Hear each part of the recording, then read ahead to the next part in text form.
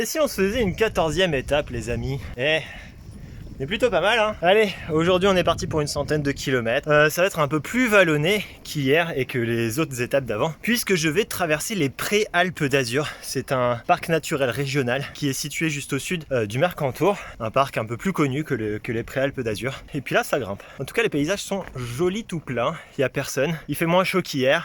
On est bien. Et ce soir, je vais m'arrêter dans un spot qui a l'air plutôt pas mal, du moins sur le papier. J'espère que je vais pouvoir y planter ma tente. J'espère aussi qu'il va pas y avoir de moustiques parce que cette nuit encore, il y a eu pas mal de moustiques, mais heureusement, j'ai pu dormir dans ma tente cette fois-ci. Le spot de ce soir, il est dans les gorges du Verdon, alors pas dans l'endroit hyper connu, lac Sainte-Croix, et puis vraiment l'entrée des gorges. Non, il est un petit peu plus en amont, mais je pense qu'il sera tout aussi chouette que le reste des gorges et surtout moins touristique. Donc je pense que je vais être tout seul. Il y a moyen que je le sois en tout cas, et je l'espère. Bref.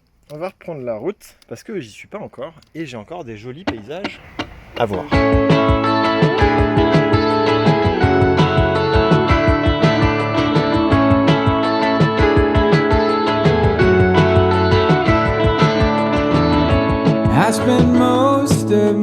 Et bien la guêpe m'a piqué au niveau de la lèvre là, du coup c'est bien enflé.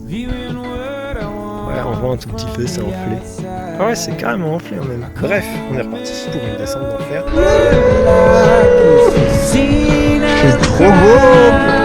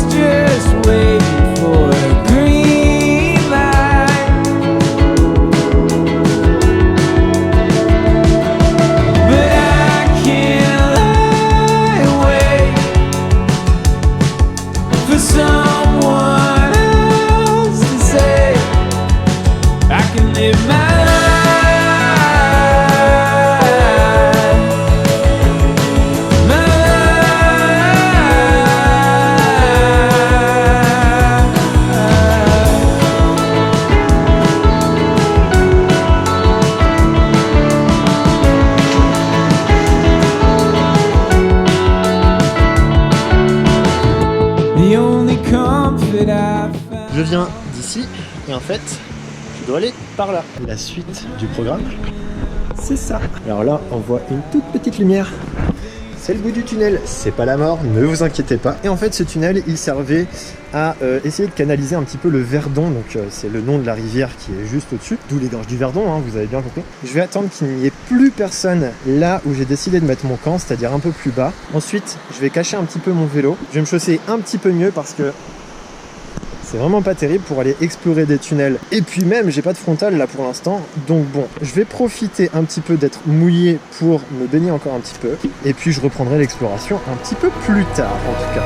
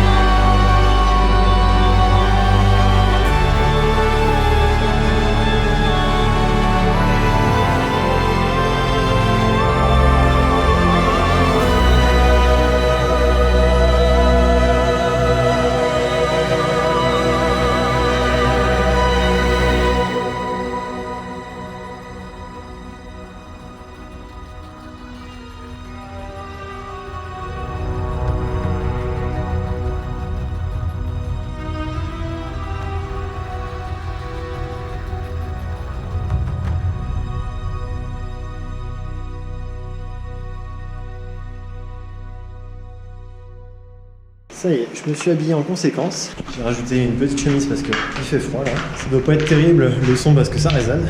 J'ai pris surtout une lampe frontale et je vais aller découvrir ce tunnel long de 640 mètres.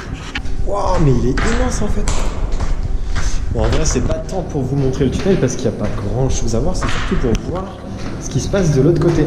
Parce que avec le drone, j'ai pas pu aller, enfin, je me suis pas trop aventuré plus loin parce que sinon j'avais peur de ne pas avoir assez de liaison avec la télécommande. Donc là on va essayer d'aller jusqu'au bout du grand tunnel.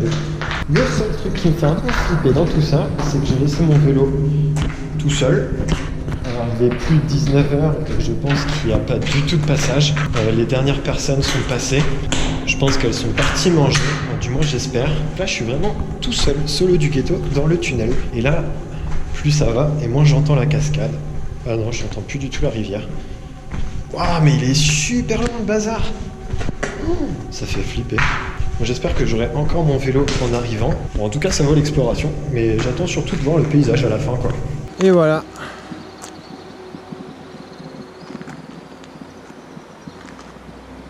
Et voilà où est-ce que ça nous emmène. Alors je vais pas continuer énormément plus loin parce que là ça me fait vraiment flipper de laisser seul mon vélo. J'ai vraiment envie d'explorer à fond quoi. C'est un peu frustrant pour ça le bikepacking, c'est qu'on peut pas laisser son vélo sans surveillance. Waouh, mais il y a des zones d'escalade mais insane. C'est vertigineux. Parce que là, je me serais bien fait une petite marche, une mini rando de 2-3 km, histoire de découvrir un petit peu ces lieux qui sont juste magnifiques. C'est dommage. Bon, je pense que je vais m'arrêter là, je vais voir la vue, puis ben, on va faire demi-tour. Oh, ok, c'est pas mal.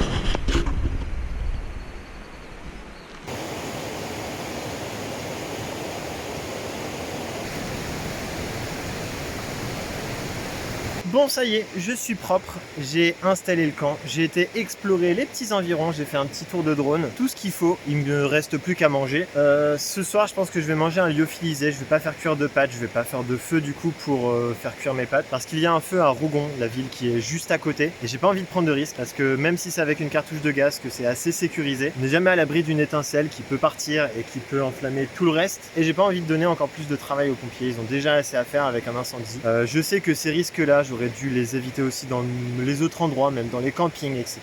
Mais j'étais dans un endroit un peu plus sûr, on va dire, quand j'ai fait cuire mes pâtes, avec mon réchaud, hein, j'entends, pas avec un feu, on est d'accord? Parce que là, c'est même pas pensable d'allumer un feu. Alors, il faut savoir que ce que je suis en train de faire, là, bivouaquer juste ici, eh bien c'est interdit, en plus d'être dangereux. Et oui, je m'explique. Il faut savoir que dans la plupart des parcs naturels régionaux et nationaux, ici on est dans le parc naturel régional du Verdon, le camping sauvage est interdit. Alors ce qu'ils entendent par camping sauvage, c'est d'installer sa tente toute la journée, voire même plusieurs jours, plusieurs nuits. Mais le plus souvent, et ça dépend de chacun des parcs, le bivouac est autorisé. Le bivouac, qu'est-ce que c'est? C'est vraiment poser sa tente à la tombée de la nuit et la démonter, et démonter tout le camp, partir au lever du jour, ou à peu près au lever du jour. Et pourquoi c'est risqué? Alors je vous explique. Ici, je vous fais pas un dessin, il y a une rivière, on est dans les gorges. Il y a deux risques. Le premier, c'est les risques de crue éclair. Une crue éclair, c'est quoi? C'est quand il y a des orages, alors pas seulement là où je suis actuellement, mais ça peut être aussi en amont de la rivière, en amont c'est-à-dire plus loin dans les montagnes. S'il y a des orages, de fortes précipitations, le niveau de l'eau peut augmenter d'un coup, il peut augmenter très rapidement, sans qu'on s'en rende compte, sans qu'il y ait le moindre signe avant-coureur, parce que s'il y a des orages à des dizaines, centaines de kilomètres, ben moi je serai pas là pour l'entendre. Donc ça, c'est un premier risque. Un deuxième risque, c'est le risque de lâcher d'eau par les barrages. Là, je me suis renseigné, il n'y a qu'un barrage juste avant, en amont, pourrait lâcher de l'eau. Le plus souvent, il lâche de l'eau quand il y a de fortes précipitations et que la retenue d'eau est en train d'augmenter de volume. Là, à cause de la sécheresse, au contraire, le niveau des retenues est assez basse. Donc j'imagine qu'ils vont pas faire de lâcher d'eau. Bref, je vous laisse et puis on va se retrouver pour le prochain épisode, l'épisode 15. Et quant à moi, je te dis à très bientôt pour de nouvelles aventures. Allez, ciao! Et je pense que je vais bien dormir parce qu'il y a les hélicos qui sont en train d'essayer d'éteindre l'incendie qui est à des dizaines. Bref, allez, bonne nuit, à demain pour de nouvelles aventures. Ciao!